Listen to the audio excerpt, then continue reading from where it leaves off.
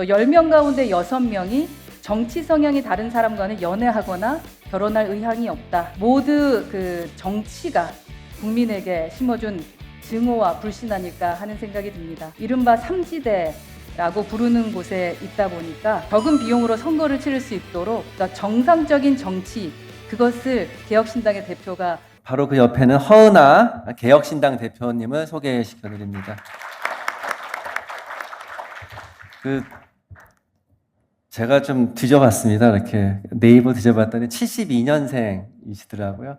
50대 초반이시니까 뭐 나이가 그래도 어느 정도 들은 거지만 오늘 사실 이 자리에 이제 김대중 대통령 100주년 자리다 보니까 원로 정치인들이 또 많이 오셨고 또 다른 나라와 달리 지금 현역 정치인들도 꽤 한국이 조금 그래도 상대적으로 고령이시다 보니까 젊은 정치인으로 이렇게 나오신 것 같습니다. 네. 21대 국회의원도 역임하셨고 지금 개혁신당에서 제 2대 대표를 맡고 계신 걸로 알고 있습니다. 그래서 허은하 대표님 이렇게 나오셨습니다. 저희 개혁신당은 3명의 원내 의원들이 있는 정당인데 평균 나이 의원 나이가 38세입니다. 그래서 거기선 제가 또 나이가 많은데 이곳에 와서는 그래도 젊은 정치인이란 말씀을 들으니까 상당히 기분 좋게 토론을 시작합니다. 강원대 교수님 늘 존경하는 분이시고 또 오늘 발제에서 너무 많은 것을 배웠습니다. 제가 4가지 키워드를 좀 주목했는데요. 첫째는 퇴행, 둘째는 피로, 셋째는 공고화, 넷째는 제도화라는 키워드였습니다.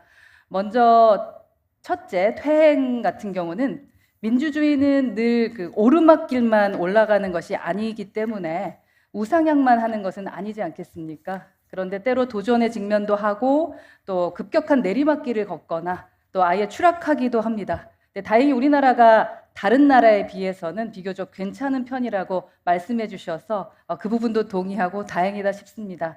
그렇다고 해서 우리나라의 민주주의가 만족할 만한 수준인가? 또 결코 그것은 아니다라는 말씀도 해주셨는데요. 그래서 둘째, 피로를 보도록 하겠습니다. 지금 우리 국민들은 정치를 보면서 굉장히 피로하다 늘 말씀을 하십니다. 이런 피로감이 어디서 비롯됐느냐, 교수님께서도 말씀하셨지만 제가 토론문에는 양극화라고 그 원인을 썼습니다만 또 정치에 대한 국민의 피로감은 정치권 모두의 책임이 아닐까 하는 생각도 듭니다. 정치가 사회를 통합시키는 것이 아니라 또 사회를 분열시키는 원인으로 또 작용하고 있기 때문입니다. 뉴스 채널만 좀 보면은 채널 돌려버리고 싶고 또 자기가 듣고 싶은 얘기만 듣고 또 생각이 다른 사람들의 그 얼굴은 아예 맞대지도 않으려고 하고 이런 피로감이 모두 그 정치가 국민에게 심어준 증오와 불신 아닐까 하는 생각이 듭니다. 얼마 전에 한국보건사회연구원이 발표한 보고서가 하나 주목을 받았는데요. 아마 여러분들도 보셨을 겁니다. 우리 국민 3,950명을 대상으로 면접조사를 실시한 결과 우리 사회에서 가장 심각한 갈등이 바로 보수 진보 갈등이다라고 꼽았죠. 정치 성향이 다른 친구나 지인과는 술자리를 함께 할 의향이 없다. 이렇게 답하신 분들이 3분의 1에 달했고요. 또 10명 가운데 6명이 정치 성향이 다른 사람과는 연애하거나 결혼할 의향이 없다라고 대답했습니다. 이거 좀 웃고만 넘어갈 수 있는 부분은 아닌 현실, 심각하다라고 생각하고요. 어쩌다 우리가 이렇게 되었을까? 누가 이런 상황을 조장했을까? 고민해 봐야 될 것 같습니다. 오늘 강원택 교수님께의 발제에서 제가 주목한 네 번째 키워드가 그래서 공고화와 제도화였습니다. 민주주의가 지금보다 좀 공고화되어야 되고 단단해져야 된다. 그리고 제도적으로 정착해야 된다. 너무나 공감하고 동의합니다. 그럼 어떻게 단단하게 만들 것인가? 그것이 우리 정치가 갖는 가장 중요한 숙제 가운데 하나일 텐데요. 답은 아는데 고양이 목에 누가 방울을 다냐? 그걸 달 사람이 없는 게 늘 문제였죠. 개혁의 해답은 여러 가지가 있겠지만 새로운 정치 세력이 자라날 수 있도록 정치의 토양 자체를 바꾸어야 하는 것이 아닌가 하는 생각을 해봅니다. 정치에 경쟁이 없고 또 양당이 교체로 정권을 주고받잖아요. 그러니까 정치가 그들만의 리그로 흘러가고 있습니다. 그래서 경쟁이 없는 시장은 허물어지기 마련인 것처럼 정치도 마찬가지 아닌가 싶고요. 제가 지금 개혁신당 당대표 맡고 있는데 이른바 삼지대라고 부르는 곳에 있다 보니까 정치에도 이런 다양한 경쟁 구도를 만들어줄 필요성, 정치 개혁을 해야만 할 필요성, 그게 아주 절실하게 느껴집니다. 지금 우리 정치의 룰은 거대 양당에게만 유리한 방향으로 좀 결정되어 있습니다. 그리고 정치를 바꾸려면 일단 이런 게임의 규칙부터 좀 새롭게 바꿔줘야 되지 않을까 하는 생각을 하고 지금 아주 뼈저리게 느끼고 있습니다.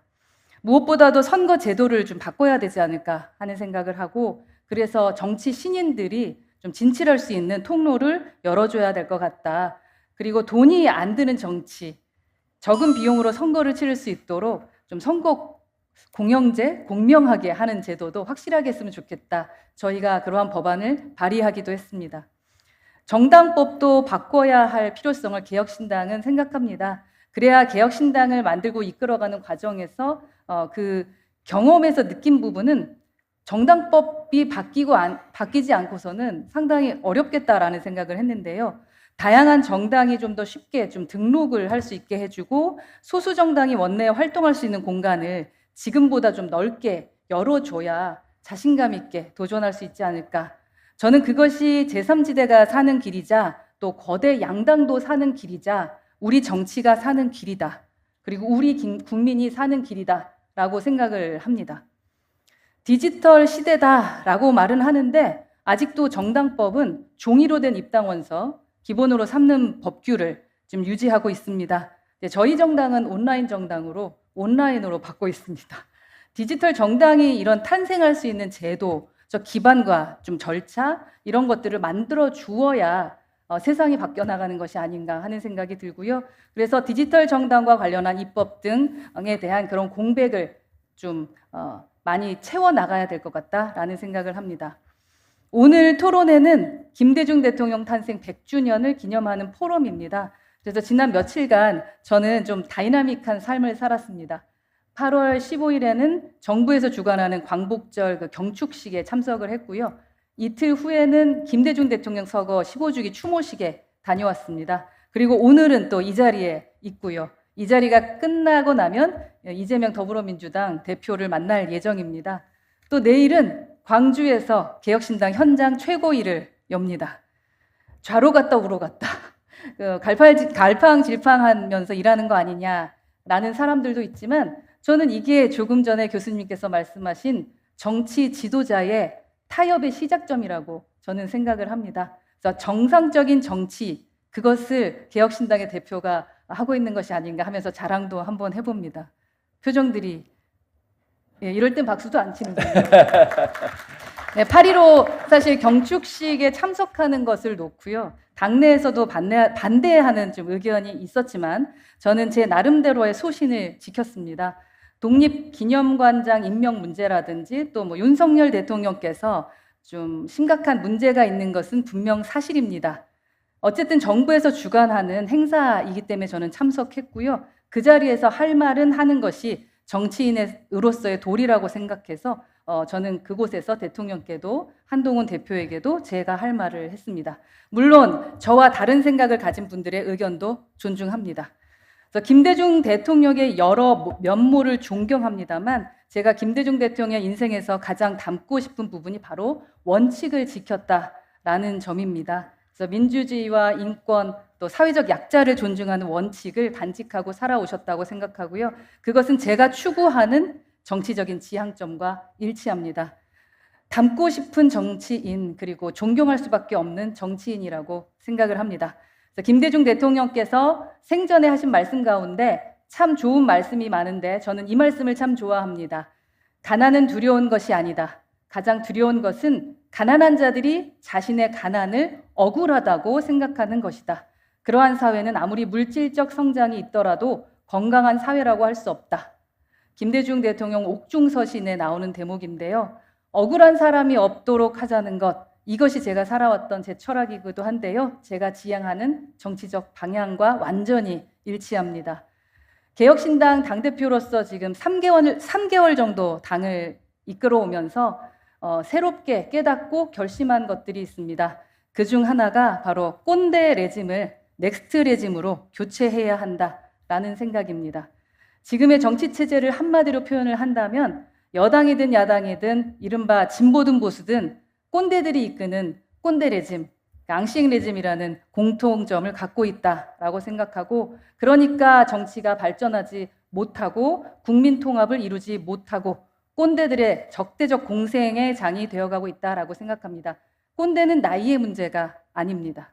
이러한 꼰대 레짐을 넥스트 레짐으로 교체하는 것, 그것이 저희 개혁신당의 과제이기도 하고 제가 이루려는 목표이다라는 말씀까지 드리고 싶습니다. 오늘 강원택 교수님의 좋은 발제 말씀 정말 감사하고 잘 들었고요. 강원택 교수님은 저희 개혁신당 정치 아카데미에도 강의해 주시기로 했습니다. 그때도 좋은 강의 부탁드리겠습니다. 김대중 대통령 탄생 100주년을 맞아서 이런 뜻깊은 토론회에 초대해 주시고 이런 자리를 마련해 주신 관계자 여러분께 다시 한번 또 감사드리고요. 통합과 포용, 원칙과 설득의 김대중 정신이 경랑의 정치를 위기에서 구해 주신 것처럼 대한민국을 더욱 발전된 민주주의 국가로 이끌어져 나가는 그러한 키워드가 계속 됐으면 좋겠습니다.